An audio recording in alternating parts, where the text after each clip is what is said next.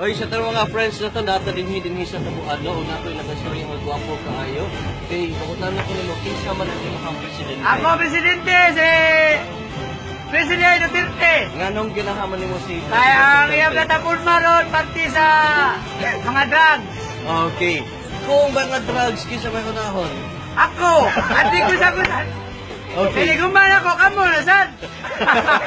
So, kidding aside, ganun gusto ta ni Duterte kay actually do they change, no? Do they give up pag dili kayo nga pamangkin ni Duterte. Oo. Basta musabit lang ka, ya mo dapat kay dili na ka bukuan og drugs. Do na gyud pagbagyod. Oo. Kaya ingon sila nga ang pagbagyod ng kikan kuno sa ato.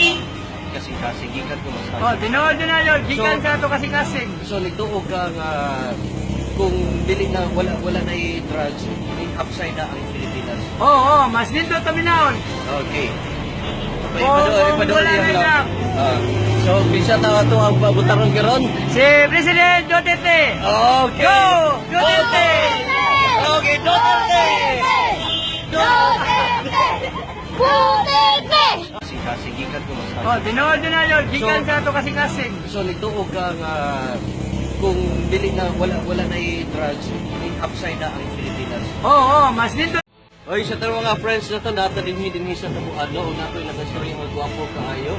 Okay, pakutan na ko nimo, kinsa man ang imong presidente. Ako, Presidente, si Presidente Duterte. Nganong ginahaman nimo si Kaya ang iyang platforma ron, pati sa mga drugs. Okay. Kung mga drugs, kinsa may unahon? Ako, ati ko sa kunan. Okay.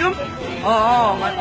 Basta musabit lang ka, ya mo dapat kay dili na ka bukuan og drugs. Do na gyud pagbagyod. Oo. Kaya ingon sila nga ang pagbagyod ng kikan kuno sa ato. Man ako, kamo na sad. So, kidding aside, ganun gusto ta ni Duterte kay actually do they change, no? Do they give up pag dili kayo nga pamangkin ni